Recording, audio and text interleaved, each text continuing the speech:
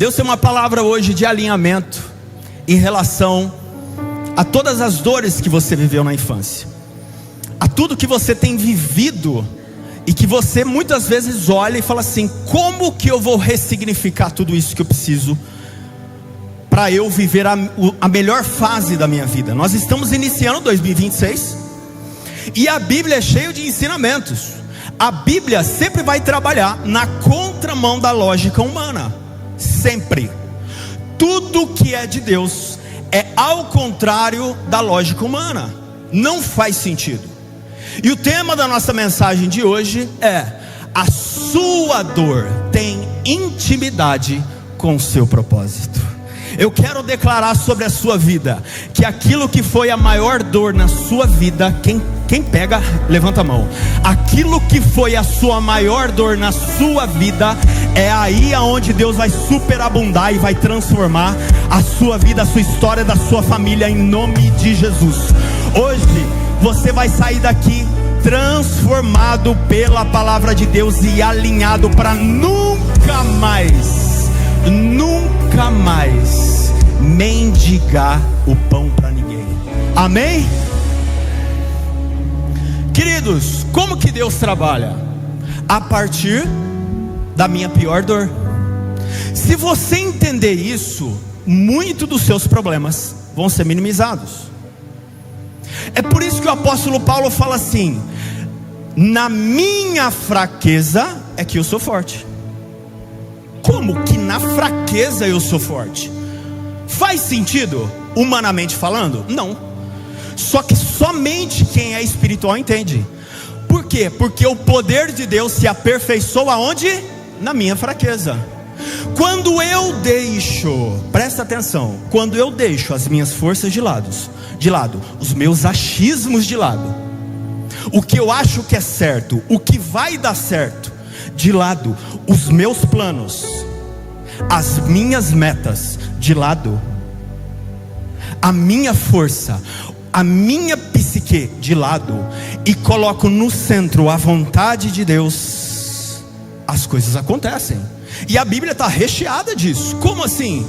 José, o sonhador rejeitado que foi honrado, por quê? Por meio dos seus sonhos. A maior dor dele foi revelar um sonho, e é através do próprio sonho que Deus honra ele. Moisés, o homem que era gago, não conseguia falar, uma fala fluida, limitada, ele se tornou o quê? O porta-voz de Deus. Você está percebendo que é sempre na limitação aonde Deus mais trabalha? Gideão, o medroso escondido, que se tornou um valente libertador. O cara que mais tinha medo, Deus falou: ah é? Então é você mesmo que eu vou pegar. Porque ele entendeu que o poder de Deus aperfeiçoa na fraqueza dele, não tem a ver com ele. Outro ponto, Davi, o filho esquecido, que se tornou rei segundo o coração de Deus. Quem foi rejeitado na infância aqui? Muitos foram rejeitados na infância. Jeremias, o jovem inseguro que se tornou profeta das nações, a partir de uma insegurança emocional, ele se torna um porta-voz da palavra de Deus para as nações. Pedro, o impossível, instável, que se tornou fundamento da igreja. Então, para você que fala assim: ó, eu sou sanguíneo, eu sou colérico, eu sou nervosinho mesmo, eu viro um Hulk, meu querido, é nisso que Deus vai te usar e alinhar o seu coração, porque o poder de Deus se aperfeiçoa a partir da sua fraqueza. Paulo, o perseguidor da igreja, que se tornou apóstolo da graça. De perseguidor a um cara cheio da graça de Deus. Jesus, a pedra rejeitada, que se tornou a pedra angular. Então vocês estão percebendo que a dinâmica de Deus não vai de acordo com a dinâmica humana, é sempre ao contrário. Se você entende isso, muitos dos seus problemas vão facilitar. E nós vamos pegar aqui o exemplo de José. Eu quero que você abra a sua Bíblia. Se você não tiver Bíblia, pode colocar aqui no telão para nós lermos em Gênesis 37, 2 a 11. Eu confesso que eu sou apaixonado por essa história. Para mim, a passagem mais linda de toda a Bíblia é a história de José. Uma história de rejeição, de humilhação, de falta de sabedoria da parte dele. E nós vamos começar lendo aqui. Este é o registro dos descendentes de Jacó. Quando José tinha 17 anos, quantos anos ele tinha? Pastoreava os rebanhos com seus irmãos, os filhos de Bila, ó, um nome legal para você colocar para sua filha, Bila, e os filhos de Zilpa, outro nome legal, mulheres do seu pai, e contavam ao pai a má fama deles. Israel amava José mais do que a qualquer outro filho, porque ele havia nascido na sua velhice. Por isso fez para ele uma túnica toda ornamentada, toda colorida. Quando seus irmãos viram que o pai amava mais do que qualquer outro filho, odiaram-no e não conseguiram falar com ele amigavelmente. Certa vez José teve um sonho, e quando contou aos seus irmãos, eles passaram a odiá-lo ainda mais. Ouçam o sonho que tive, disse-lhes. Estávamos amarrando os feixes de trigo no campo, quando o meu feixe se levantou e ficou de pé, e os feixes de vocês se ajuntaram ao redor do meu e se curvaram diante dele. Os seus irmãos lhe disseram: então você acha mesmo que reinará sobre nós? Tem certeza de que vai nos dominar? Eles os odiaram ainda mais por causa do sonho de José e do que tinha dito. Depois teve outro sonho e contou aos seus irmãos. Olha só, ele teve outro sonho. Tive outro sonho no qual o sol, a lua e as 11 estrelas se curvaram diante de mim. Quando contou ao pai e aos irmãos, o seu pai o repreendeu e lhe disse: que sonho foi esse que você teve? Acaso a sua mãe, os seus irmãos e eu viveremos a nos curvar até o chão diante de você? Desse modo, os seus irmãos tiveram ciúmes dele. O pai, no entanto, meditava em tudo isso. Queridos, José não era soberbo, ele era imaturo. Fala assim: José era imaturo.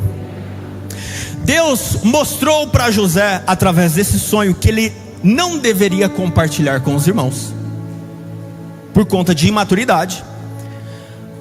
O fim da história, qual seria o fim dele? Mas não explicou o meio do caminho. E aqui eu tenho uma chave poderosa para você. Deus não vai te explicar e não precisa te explicar absolutamente nada. Ele é fiel para cumprir o que ele prometeu para você. Então, se ele te mostrou em algum lugar exaltado, quer um conselho? Posso falar? Guarde isso para você, ó. E ore e descanse no Senhor, porque ele é fiel para cumprir o que ele prometeu. Só que entre o que ele prometeu até a concretização vai ter um caminho, e é nesse caminho que eu quero trabalhar, que nós nos perdemos. O sonho, então, ele não amadureceu José, porque ele recebeu uma visão de Deus de como que ele seria no futuro, compreende? Só que isso não amadureceu ele. Os sonhos que Deus te entregou, te revelou através da própria palavra, de outras pessoas, de profetas, não tem o poder de te adultecer e amadurecer. Esquece isso. É até perigoso, porque os sonhos podem trabalhar com o seu ego e você se desviar dos caminhos do Senhor. Porque se você se vê aonde você tem potencial para chegar, não humanamente, mas espiritualmente, você pode ficar soberbo. Então, o que amadurece José? Fala assim comigo: o processo. Agora eu quero que você declare sobre a sua vida isso. Coloque a sua mão aqui, fala assim: o processo vai me amadurecer. Deus, trabalha na minha vida, quebra o orgulho, quebra a resistência, quebra a arrogância, quebra a prepotência, quebra esse vaso, essa vasilha. Trabalha no meu ego, trabalha no meu coração.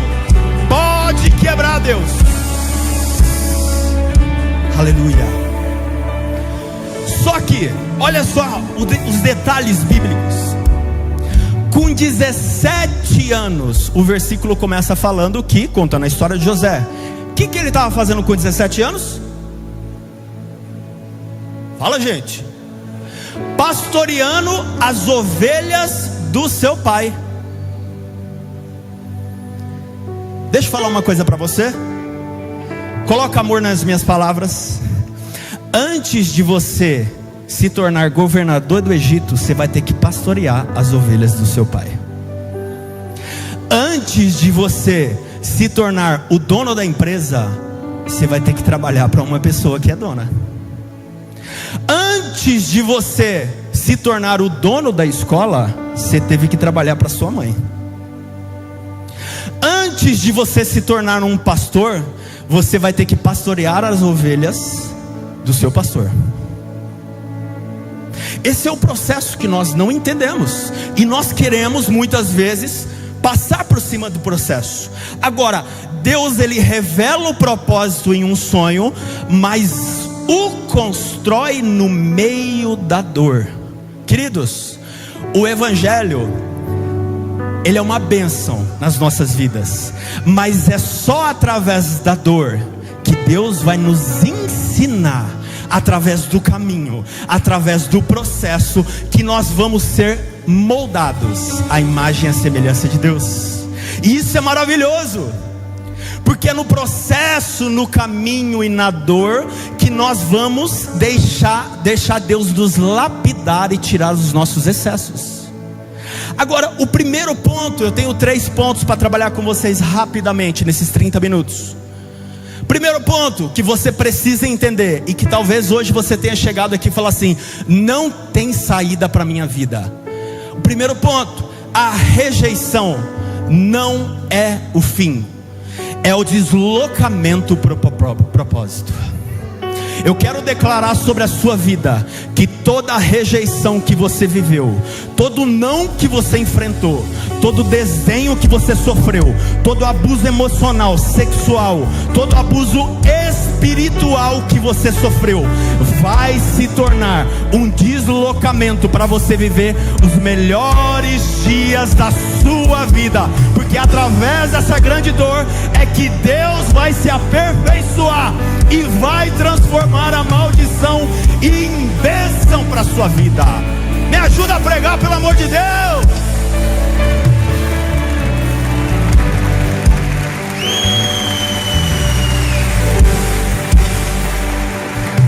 Olha aqui que a Bíblia fala. Quando José chegou aonde estavam os seus irmãos, estes lhe arrancaram a túnica que ele havia ganhado do pai dele, lembra? Agarraram-no e jogaram na cisterna que estava vazia e sem água, um buraco no chão. Ao se sentarem para comer, viram ao longe uma caravana de ismaelitas que vinha de Gileade.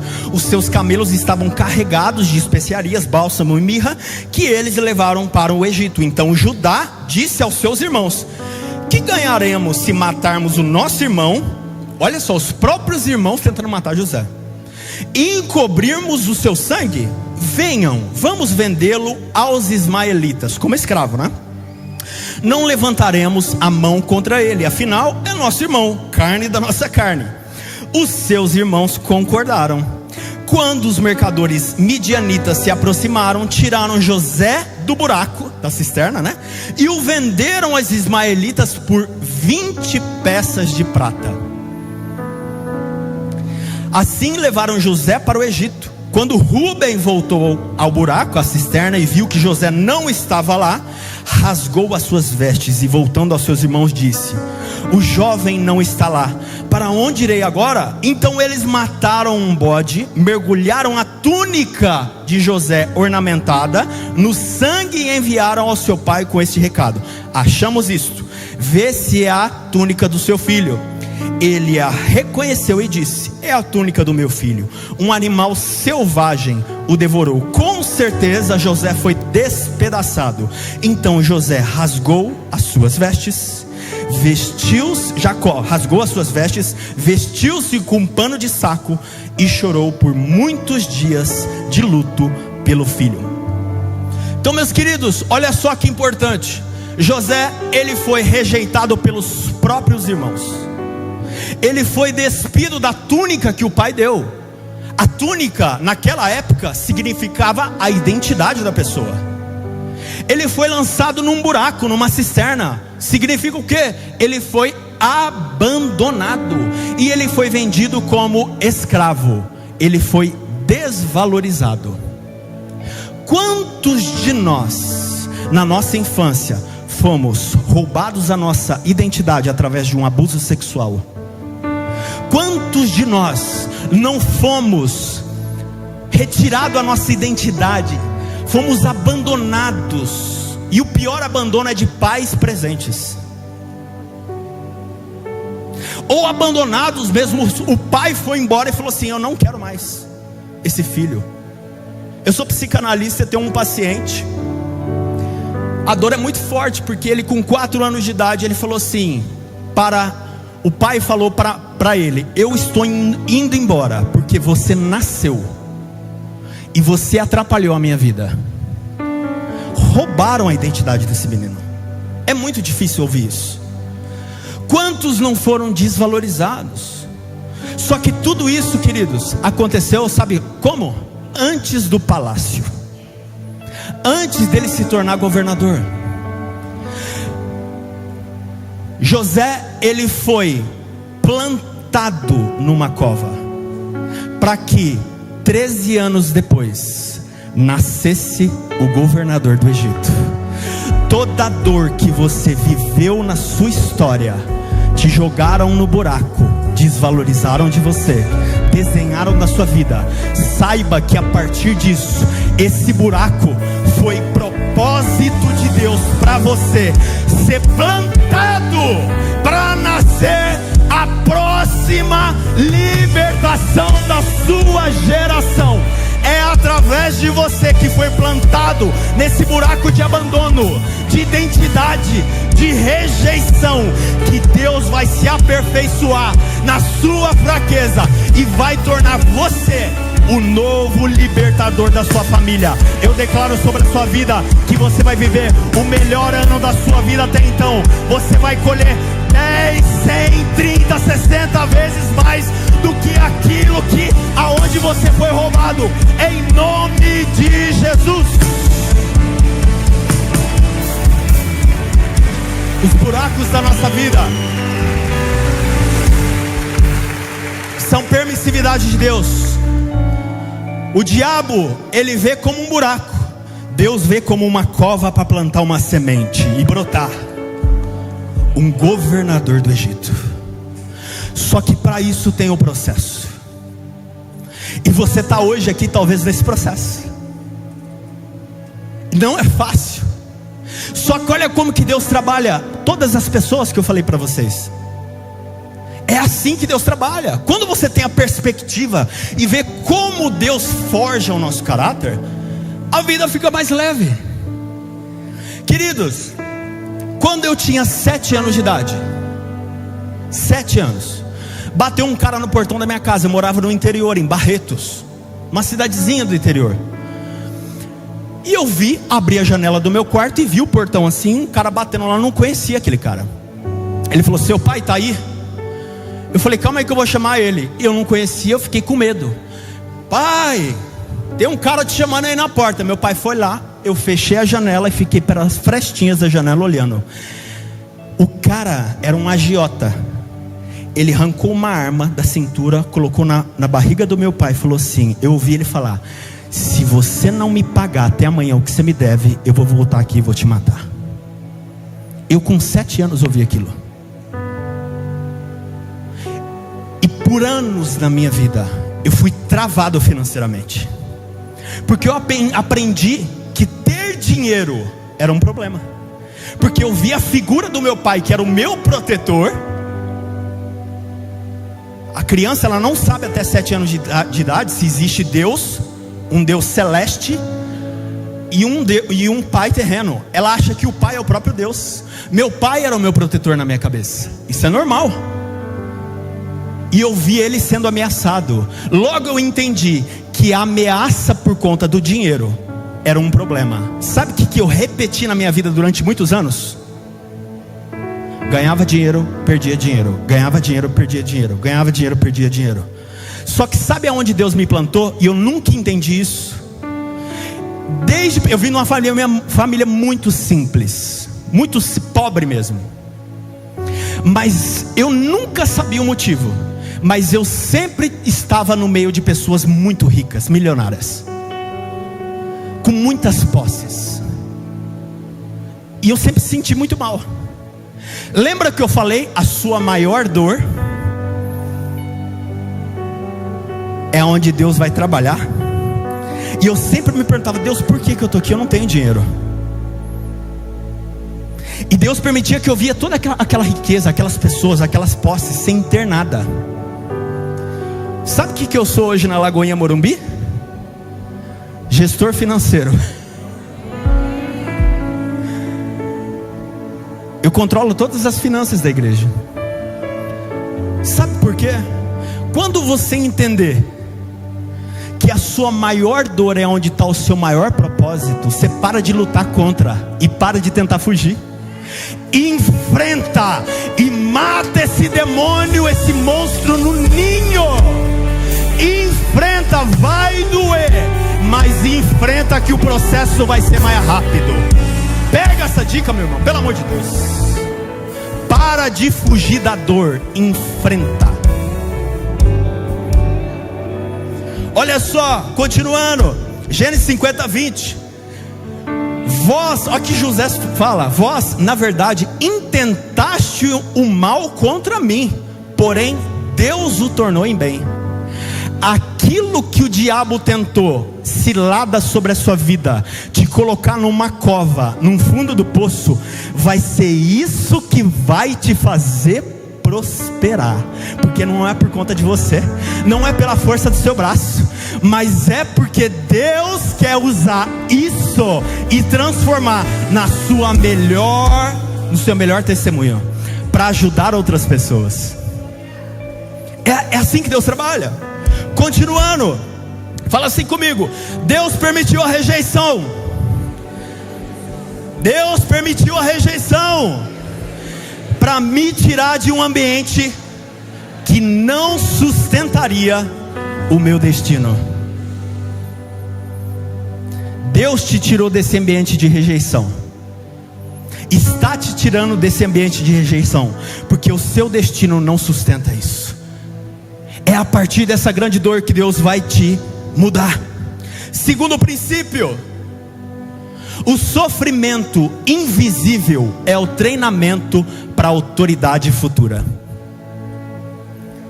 Sabe por que é invisível esse treinamento? E esse sofrimento ninguém vê. Posso contar uma coisa? Não, deixa, eu não vou contar não, é muito forte.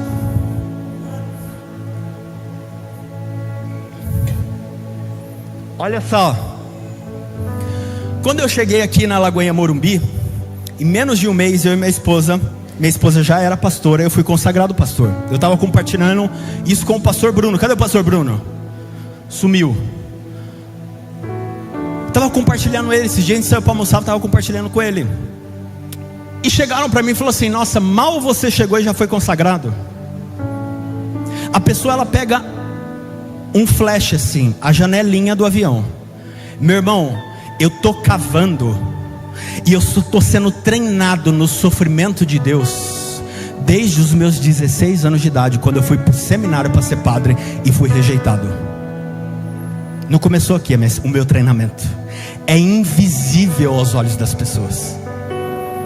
O Giba e a Stephanie foram consagrados pastores. Aí a pessoa fala assim: nossa, acabaram de chegar de Orlando, já foi consagrado pastor. Você pode pensar, lá em Orlando, há 15 anos atrás, 16 anos atrás, eles já pastoreavam as pessoas, ligavam para os jovens e falavam: como que você está? Você não vai separar, vem aqui, vamos conversar. Há 16 anos atrás. O treinamento ele é invisível, as pessoas não veem. Olha aqui, Gênesis 39, de 1 a 3. José havia sido levado para o Egito, onde o egípcio Potifar, oficial do faraó e capitão da guarda, comprou-o dos ismaelitas que o tinham levado para lá. O Senhor estava com José, de modo que ele foi um homem próspero na casa do seu senhor egípcio. Este percebeu que o Senhor estava com José e o que fazia prosperar em tudo o que realizava. Sabe por que José, mesmo sendo escravo, prosperava em tudo o que fazia? A Bíblia responde: porque o Senhor era com José. Esse é o segredo. Assim deixou aos cuidados de José tudo o que tinha e não se preocupava com coisa alguma, exceto com a própria comida. José era atraente, de boa aparência. Depois de certo tempo, a mulher do seu senhor começou a olhar para ele com desejo e o convidou: deite-se comigo. Ele, porém, recusou e lhe disse: o meu senhor não se preocupa com coisa alguma da sua casa e deixou tudo o que tem aos meus cuidados. Não há ninguém nesta casa maior do que eu. Ele nada me negou, a não ser a senhora, porque é a mulher dele. Como poderia eu então cometer algo tão perverso e pecar contra Deus? Quando o senhor de José ouviu o que sua mulher lhe disse, foi assim que o seu escravo me tratou. Ficou enfurecido, mandou buscar José e lançou na prisão em que eram postos os prisioneiros do rei. Enquanto José estava na prisão, o Senhor estava com ele e o tratou com amor leal, fazendo que o carcereiro se agradasse de José. Por isso, o carcereiro o encarregou de todos os que estavam na prisão, e José se tornou responsável por tudo que lá sucedia. O carcereiro não se preocupava com nada do que estava a cargo de José, porque o Senhor estava com José e o fazia prosperar em tudo o que realizava. Olha como que a Bíblia é cheia de detalhes. Não era por ele. Algum tempo depois, o copeiro e o padeiro do rei do Egito ofenderam o seu senhor, e o rei do Egito, o faraó, irou-se com esses dois oficiais, ou seja, o chefe dos copeiros e o chefe dos padeiros, e mandou prendê-lo na casa do capitão da guarda, na prisão em que José estava. O capitão da guarda os deixou aos cuidados de José, que lhe servia. Depois de certo tempo, o copeiro e o padeiro do rei do Egito, que estavam na prisão, tiveram cada um sonho na mesma noite, e cada um tinha a sua própria interpretação. Quando José foi vê-los na manhã seguinte, notou que estavam abatidos. Por isso perguntou, ele estava preso, ele perguntou para os outros prisioneiros: por que vocês estão com esse semblante triste? Ele estava preso, tá? Eles responderam: tivemos sonhos, mas não há quem interprete.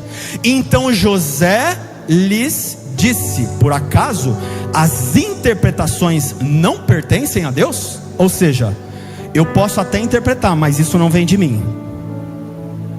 Conte-me os seus sonhos. Então o chefe dos copeiros contou o seu sonho a José: no meu sonho vi diante de mim uma videira com 3 ramos. Ao brotar a videira floresceu, e os seus cachos davam uvas maduras. A taça do faraó estava na minha mão. Peguei as uvas e as espremi na taça de faraó, e a entreguei na sua mão. José lhes disse: esta é a interpretação. Os 3 ramos são 3 dias.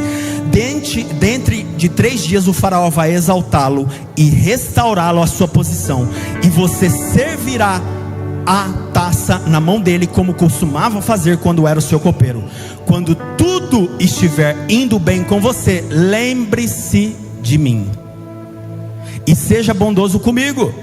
Fale de mim ao faraó e tire-me dessa prisão, pois fui trazido à força da terra dos hebreus, e também aqui nada fiz para ser jogado neste calabouço.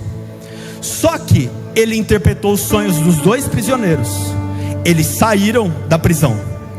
Um deles foi morto 3 dias depois, e o outro ficou como chefe dos copeiros. Estava tudo certo, só que ele ainda ficou preso. Só que olha a diferença de como começa a história. No começo da história, José dizia: eu interpreto os sonhos. Quando a gente começou a ler, Deus, queridos, é a fonte. Eu sou apenas o canal. Você é apenas o canal. O dia que você e eu acharmos que nós somos responsáveis por abençoar, curar, edificar a vida dos outros, vai existir um processo de dor. Deus é a fonte. Isso revela humildade espiritual, maturidade no sofrimento, compreensão correta do chamado. Mesmo preso injustamente, ele não está amargurado nem desconectado de Deus. Pelo contrário, ele está alinhado com o propósito. A prisão não roubou o caráter de José. E o que eu tenho para te falar e alinhar hoje para você: não deixe que as pessoas roubem o que você acredita. Não deixe que as prisões, as decepções, os buracos da vida roubem o que você acredita. Quando Deus te promover, não perca a sua identidade, não perca a sua humildade, não perca aquilo que Deus te confiou. Volte para o lugar. Tudo é dele, por ele são todas as coisas. É sempre por meio dele. Olha só, para a gente ir caminhando para o final, terceiro ensinamento da vida de José: o que te feriu no processo será o que Deus usará para salvar outras pessoas. Aonde você foi ferido? Na sua identidade? Sabe qual que é o teu chamado? Falar sobre identidade para outras pessoas. Você foi abusado sexualmente na infância? Sabe qual que é o seu chamado? O seu propósito? Desbloquear, ajudar pessoas a saírem desse cárcere emocional. Você viveu uma infância com muito pouco dinheiro, com falta, com escassez. Sabe qual que pode ser o seu chamado? Abundância e prosperidade, para abençoar o reino de Deus, para abençoar pessoas, para ensinar pessoas a saírem desse cárcere. Olha só, Gênesis 41, 1-16. 2 anos depois, o faraó teve um sonho. Ele estava em pé junto ao rio Nilo, quando saíram do rio 7 vacas, belas e gordas, que começaram a passar entre os juncos. Depois saíram do rio mais 7 vacas, feias e magras, que foram para junto das outras, à beira do Nilo. Então vacas feias e magras comeram as 7 vacas belas e gordas.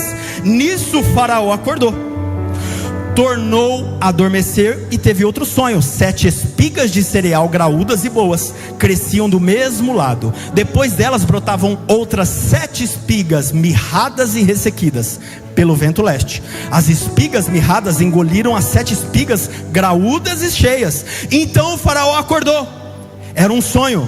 Pela manhã, perturbado, mandou chamar todos os magos e sábios da região. E daí o faraó contou, mas nenhum deles foi capaz de interpretar. Então o chefe dos copeiros, que havia esquecido de José na prisão, ele lembrou e ele falou assim: certa vez o faraó ficou irado com 2 dos seus servos e mandou prender-me com o chefe dos padeiros na casa do capitão da guarda. Uma noite cada um de nós teve um sonho, e cada sonho tinha uma interpretação. Havia lá conosco um jovem hebreu, servo do capitão da guarda. Contamos a ele os nossos sonhos e ele no interpretou, dando a cada um de nós a interpretação do seu sonho. Tudo aconteceu exatamente como a interpretação que ele nos deu. Eu fui restaurado à minha posição e o outro foi enforcado. Resumindo a história, Faraó chama José, conta o sonho para ele, e José interpreta o sonho. que haverão 7 anos de fome, e que nesses 7 anos de fome precisaria de uma pessoa que fosse capaz de coordenar tudo isso, para que o Egito não sofresse com a fome e com a escassez. Sabe o que acontece? Ele revela o sonho, e daí o faraó fala: por isso o faraó lhes perguntou: será que vamos achar alguém como este homem? E quem está o Espírito de Deus? Então o faraó disse a José: uma vez que Deus lhe revelou todas essas coisas, não há ninguém tão criterioso e sábio como você.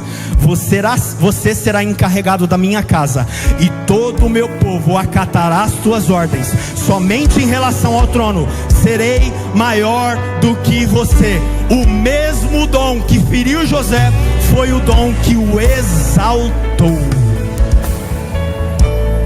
Aquilo que foi decepção na vida dele, Deus pegou aquele dom dele e transformou em bênção, e ele foi colocado. Só que durante esse tempo foram 13 anos até ele ser enterrado, com 17 anos, e até 30 anos ele se tornar governador do Egito. Queridos, no início da história, o sonho então foi motivo de rejeição, fonte de inveja, gatilho da traição, porta de entrada para a dor. Agora, diante do faraó, o dom é o mesmo, o coração é outro, o ambiente é preparado por Deus.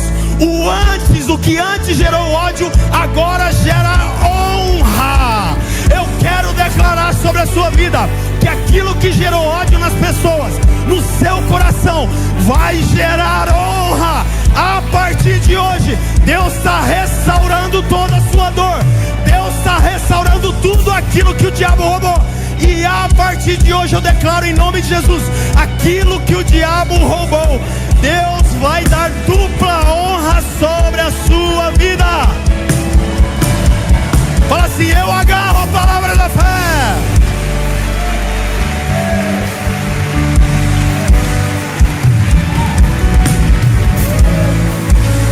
O problema não era o sonho, era o tempo, era o público. O dom sem maturidade gera perseguição. Por isso, Deus te revelou algo: fecha a sua boca, não compartilhe os seus sonhos com ninguém. O dom tratado por Deus gera governo. A dor não matou o sonho, lapidou o sonhador. A dor não tem o poder de matar aquilo que Deus colocou dentro de você. Ela vai lapidar você, meu querido. Olha só, Deus, o louvor pode subir para fingir que a gente está acabando. Deus não remove o dom da sua vida. Sabe por quê? Porque Deus fala que o dom é irrevogável. Ele dá e Ele não tira. Só que Ele remove o que? O ego. Se o Deus que você serve não te confronta, você está servindo o seu ego. A vida com Deus é confronto, é amadurecimento. No início, José conta o sonho. No Egito, José aponta para Deus. Antes ele falava assim: eu sonhei. Depois o que ele fala? A interpretação de sonho não está em mim, Deus dará a resposta. Olha o amadurecimento de 13 anos que ele aprendeu. Sabe onde ele aprendeu isso? Na prisão. Existem prisões na nossa vida que são permissividade de Deus para nos adultecer. Sabe para quê? Porque o sonho não vem de você, o dom não é seu. Eu vou contar algo rapidinho para terminar. Em 2024, na virada do ano, dia 28, eu escorreguei com a minha filha no colo, quebrei o meu joelho, pá, em 4 partes, rompi os 4 ligamentos, passei a virada, o Vira Brasil do ano retrasado, com febre, no hospital fazendo uma cirurgia, longe da minha filha, só estava minha esposa. Fiquei 40 dias de cama, 40 dias de cama, minha esposa me dando banho, eu sem conseguir levantar para fazer as minhas necessidades. Uma profeta amiga nossa veio e falou assim: a partir de hoje Deus está te liberando o dom de cura sobre a sua vida. Aonde você passar, impõe a mão sobre as pessoas, elas serão curadas. Por dentro eu ri. Falei, como eu? Olha, lembra, tudo que é de Deus vai na contramão da lógica humana. Deus estava me dando ali o dom de cura e eu na cama sem conseguir levantar, sendo cuidado pela minha esposa. 2 meses depois, eu pego o primeiro avião e vou de andador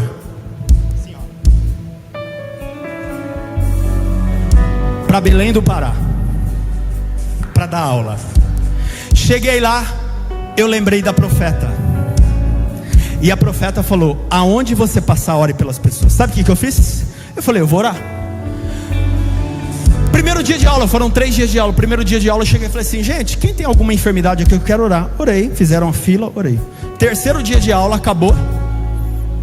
A pastora lá de Belém do Pará falou assim: pastor, não seria interessante a gente separar 10 minutinhos para o pessoal contar testemunho? Eu falei, beleza. Acabou minha aula. Quando acabou a minha aula, ela falou assim: eu queria chamar aqui as pessoas que receberam cura. 27 pessoas levantaram e foram curadas de enfermidade. Por isso que eu falo para você, não tem a ver comigo.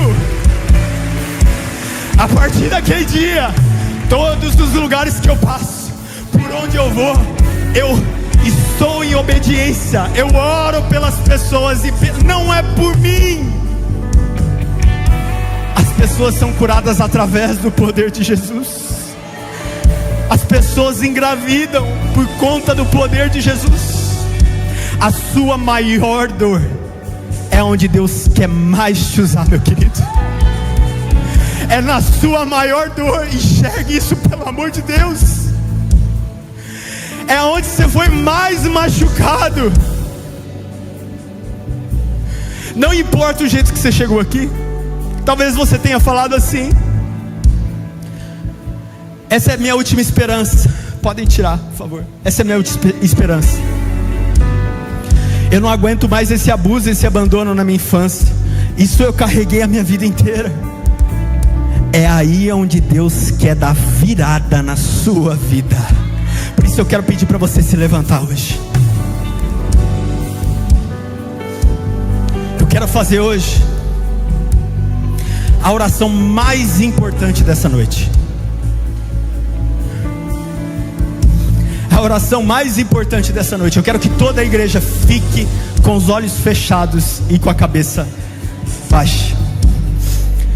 Repita assim comigo: Senhor Jesus, eu te recebo como meu Senhor e Salvador.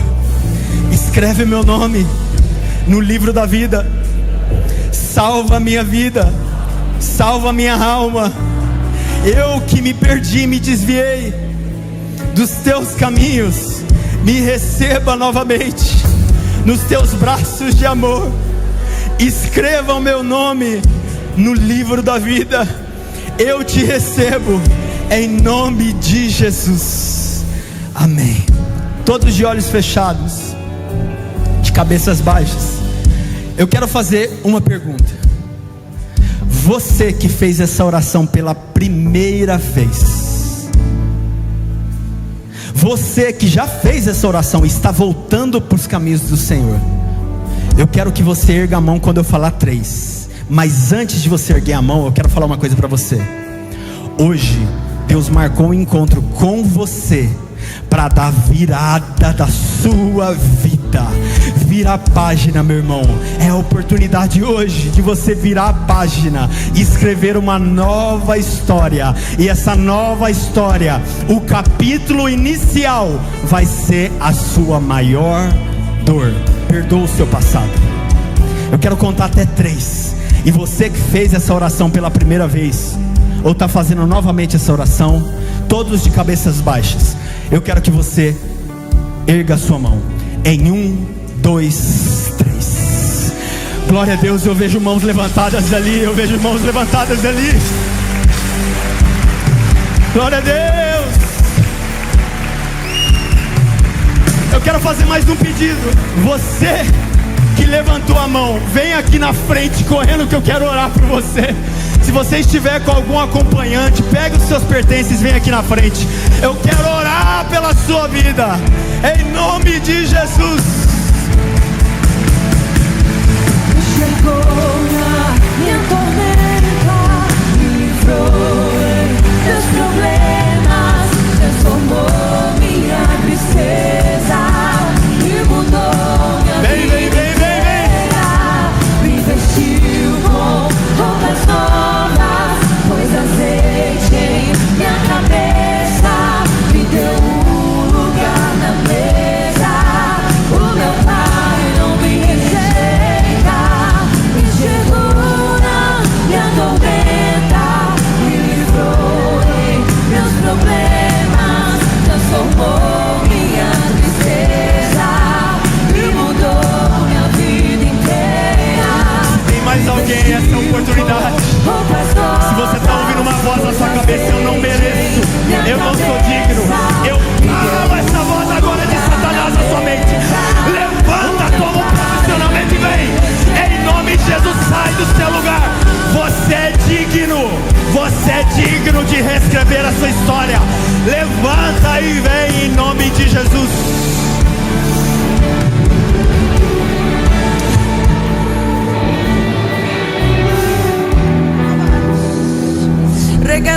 Estenda a sua mão aqui para essas pessoas que estão na frente. Nós não pedimos para elas ajoelharem, elas foram ajoelhando. Existe uma onda de cura, de quebrantamento, de milagre, de transformação aqui. Você pode celebrar a igreja e dar um glória a Deus. Vamos orar agora. Senhor, toma cada vida que está aqui nas tuas mãos agora. Eu declaro, assim como essa palavra foi pregada, aquilo que foi como dor, aquilo que veio para matar, Senhor, vai se transformar na história de sucesso, na história de superação, vai se transformar no chamado. Em nome de Jesus nós profetizamos cura, uma nova história sendo escrita. Nós profetizamos um novo tempo. Nós profetizamos o Senhor, o centro do coração delas. Elas nunca mais serão as mesmas, porque escreverão a vida delas. Senhor, elas escreverão uma nova história através do teu Santo Espírito. Nós declaramos um novo tempo, um novo ciclo, vestes sendo trocadas agora, em nome de Jesus. Em nome de Jesus. Você que está ajoelhado aqui, você pode ficar de pé e a igreja aplaude ao Senhor. Fica aqui de pé que eu tenho um recado para você. Preste atenção. Olha aqui. O mundo vai girar. Preste atenção, você que está aqui na frente. Vocês vão perceber que não dá para viver sem Jesus. Não dá para viver sem Jesus. Eu e meu esposo, nós somos um milagre vivo daquilo que Jesus faz. Por isso que a gente canta, é por isso que a gente pula, celebra. Porque, queridos, no nosso casamento uma vez estava acabando. A nossa vida, tudo estava no fim, um caos. Hoje nós somos pastores do seminário de família da nossa igreja. Você está entendendo o que Deus faz? Você está entendendo o que Deus faz?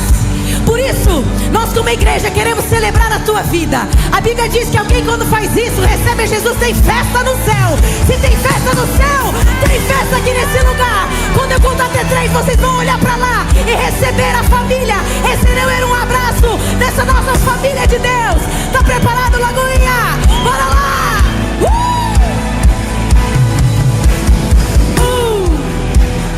2, 3, pode virar! Bem-vindo, bem-vindo, bem-vindo! Cantamos! Me chegou na minha tormenta, me livrou em meus problemas, transformou minha tristeza e mudou minha vida inteira. Levanta, mãe! Não foi embora ainda não, calma aí! Roupas novas, pôs azeite em minha cabeça. Olha aqui! Antes de ir embora, preste atenção. Você que está aqui na frente, tá vendo essa placa aqui, ó, amarela? Siga-me, follow me.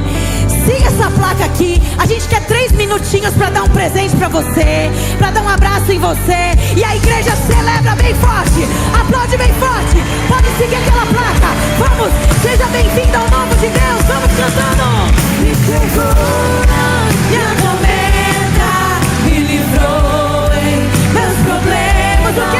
Transformou minha tristeza e mudou minha vida inteira. Me vestiu com roupas novas, pôs azeite em minha cabeça, me deu um lugar na mesa. O meu pai, levante a mão e canta.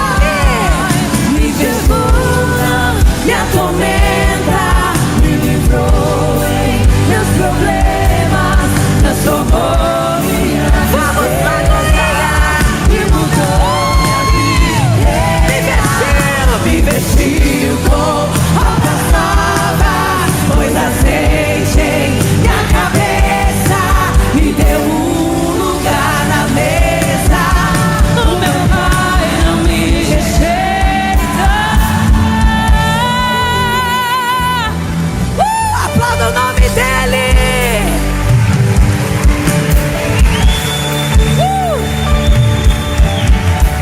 Para encerrar, queridos, nós temos ainda 3 cultos hoje, oh glória.